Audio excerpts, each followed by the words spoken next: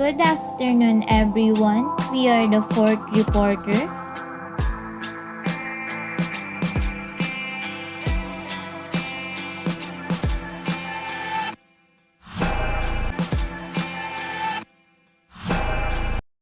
I am Cheryl Kakanindi, together with my two partners, Rhea Kapampangan and Juliana Calano.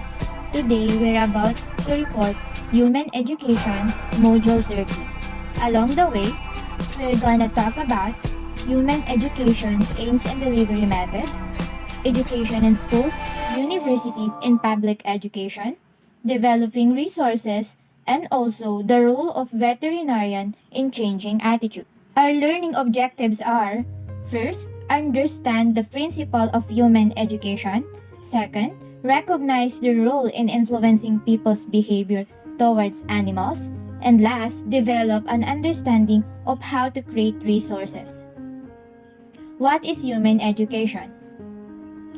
Human education is a process that encourages an understanding of the need for compassion and respect for people, animals, and the environment, and recognize the interdependence of all living things.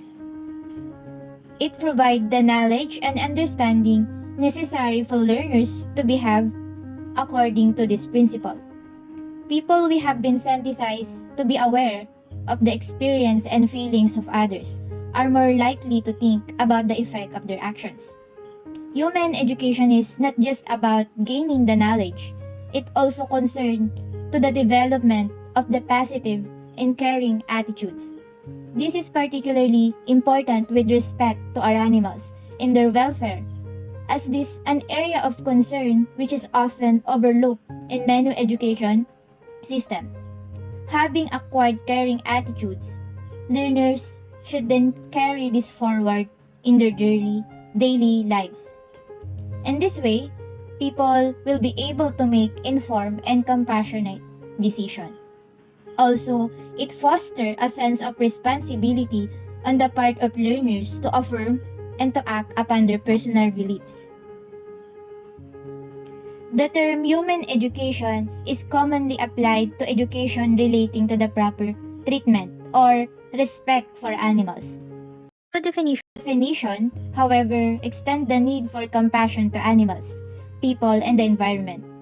It is important to understand that respect for our animals and to people is interconnected. For example, there is no point in protecting an endangered species if the habitat of that species is not protected, and local people have not been encouraged to be aware of the needs of that species concerned. Human education is mainly aimed at young people for obvious reasons. Children as they develop, formulating their ideas and attitudes. Human education, therefore, seeks to create a positive attitude towards our animals, people, and the environment, especially children's formative years. It tries to develop empathy in children, which is the ability to understand and share the feelings of others. However, human education is not confined to children. It is important that this education extend to college and university students as well as the general public. Methods of human education. Formal education, long-term approach to changing attitudes for the next generation. Because of its long-term effectiveness, formal human education in schools and colleges is especially important, since this helps to develop caring attitude for future generation of citizens. Formal training, stockman, vets, slaughterman, etc. Human education benefit college students and adults as well as children, as it helps them to develop an ethical dimension to their thinking, which can be applied to their work situation. For example, introducing welfare teaching to veterinary or agriculture courses. Informal education. Education through your youth clubs, farmers, pet ownership, and many more. Informal education is another important area for human education. Youth association, for example, are good area for spreading the message of human education. Farmer groups, pet owners, and etc. are also amenable to such education.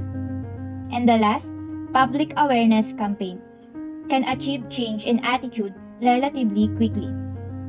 Change in attitude and behavior have been successfully achieved as a result of powerful campaign, which are way of bringing awareness to specific issues relatively quickly. Example, public campaign against the wearing of fur have resulted in rapid change in public attitudes to this practice. How to introduce human education? There are many ways in which human education can be accomplished. Teaching programs and materials can be developed for teachers, school age, to pupils, college students, and to professionals, examples, vets. In many countries, what is taught in schools and universities is laid down by guidelines in the national curriculum. If this is the case, then human education can be introduced to the curriculum through discussions with relevant government officials. Teachers need resources to deliver human education, and it is best if they are tailored to existing curriculum requirements. Material can also be developed for teachers which are directly relevant to animal welfare and husbandry. Example, guidelines on keeping or rearing animals. Public campaign materials can have impact in people in a short period of time.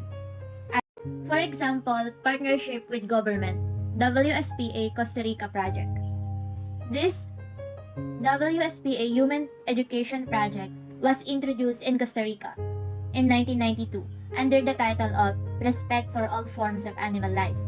This scheme resulted in thousands of children being taught the values of animal protection, with full support from the Costa Rica Ministry of Education. 300 of the teachers worked on the project. Workbooks and teachers' guides were produced for school grades from 1 to 6. An important aspect of this project was evaluation. Another partnership with government, Human Education Trust in South Africa.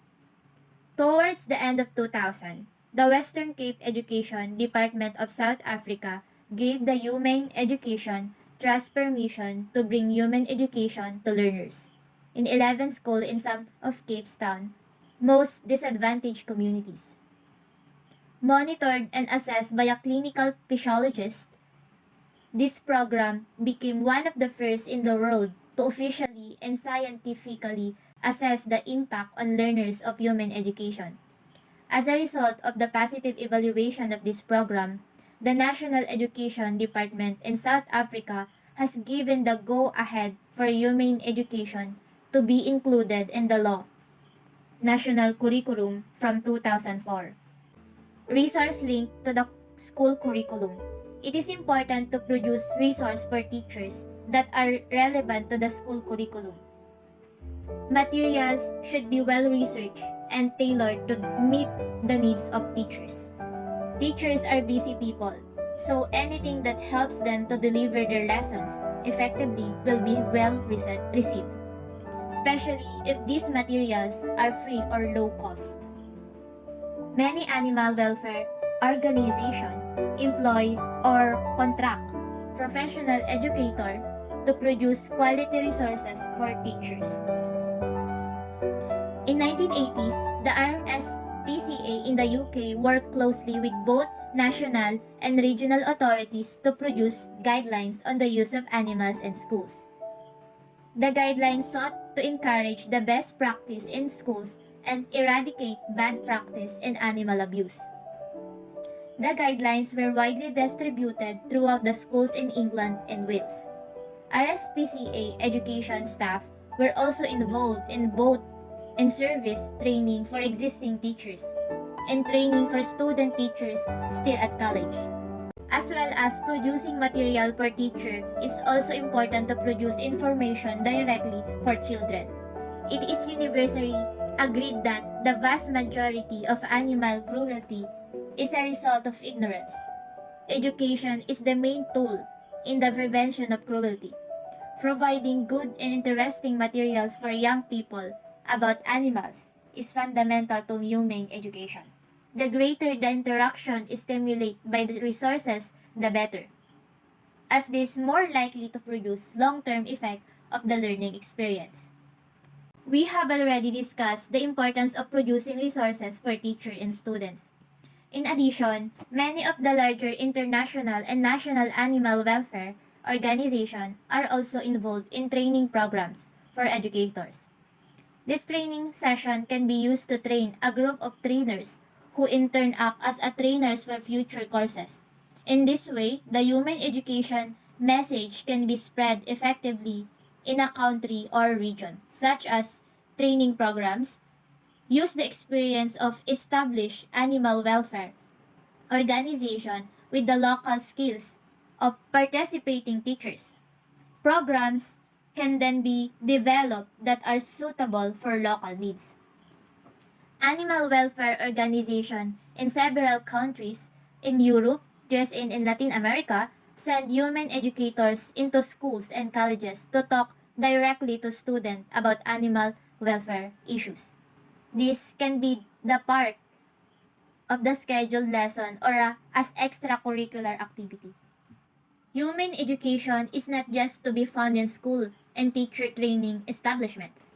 It is important to provide resource and training for veterinarians, farmers, and animal technicians, and also zoo staffs. This is range of professional working with animals who need training that will enable them to be more sensitive to the needs of the animals they work with. Training programs should be not be concerned just with improving skills or introducing new techniques. This program should also include greater awareness of the positive role. Such individuals can have promoting a positive and caring attitude. And such education should encourage them to take personal responsibility for their action. Informal Education, WSPA Kindness Club in Africa. The African Human Education Program was started in the 1970s, and WSPA countries this work today with its network of Kindness Club. These are now over 600 kindness clubs in 32 countries across Africa, with a total membership of 35,000 children. The program produced free educational materials. Awareness campaigns are particularly effective ways of influencing public attitudes. Such as programs are usually high profile and affect a large number of people in a short period of time. The effect of such campaign can be quite dramatic and cause a major shift in public opinion. The role of media is very important, especially today. Many animal welfare organizations are now conducting very professional media campaign and employ experienced public campaign. Effective media campaign can now reach a worldwide audience, literally in minutes, thanks to modern electronic media. Such campaign can turn influence policy makers and create change to the benefit of animal welfare. So, thank you for that, Ms. Kakalindin. Why is human education is important? So, the first one is it teaches respect for other people, animals, and the environment. The second is it creates a personal sense of responsibilities and create a caring attitude toward societies. So the third is it is an investment. Societies pay millions to repair the damage caused by indifference, ignorance, and neglect. The links: child abuse and animal abuse, linked in the cycle of violence. Actually, researcher shows a connection between people early socialization and experience with their behavior. Now, how does this relate to future abuse and criminal behavior? Early researcher Kellert and Faltus. In a sample size of 152 aggressive and non-aggressive prisoners, majority were raised in a violent home. Furthermore, majority has been traced to animal abuse and cruelty as a children report 373 of such 8 acts. But what can be done to stop this cycle of violence?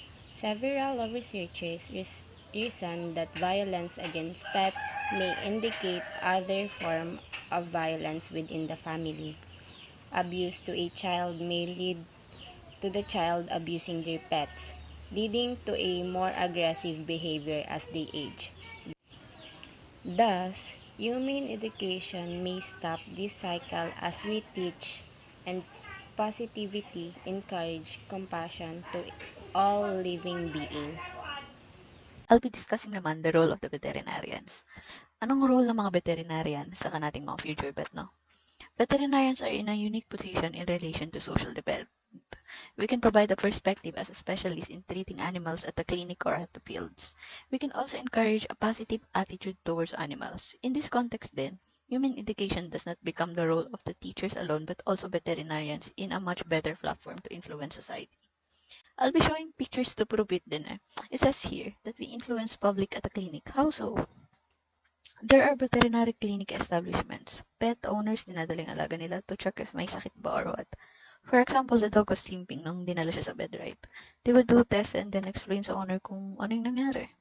Right there, nakakapag-influence ka na sa tao. The vet can say what to do and kung anong nangyayari sa dog. Another one is that, provide guidance in the field. Balik tayo sa example. Of course, sa fur babies natin, we could ask questions to them. Such as, malilimit po bang pagkain niya? Is there like a medicines na dapat niya i-take? Or dapat siya mag-stay muna sa clinic for further observations?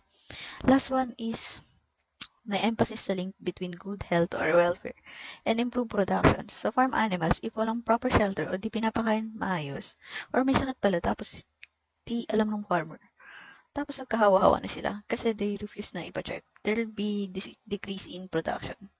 So, ayun lang. So, to finish the reporting, i-summarize lang natin. Ano nga ba yung mga naging laman ng reports natin, diba? Or nasabi ba yung, or nabanggit ba yung objectives? Human education aims to encourage a compassionate society by encouraging a sense of personal responsibility on the part of learners. Human education can be introduced in various ways, including formal or informal education and public awareness programs. Resources and teaching or training programs are vital for effective human education. There are links between animal and human abuse. Human education can break the cycle of abuse. Vets have an important and meaningful role. Yun lang po. Thank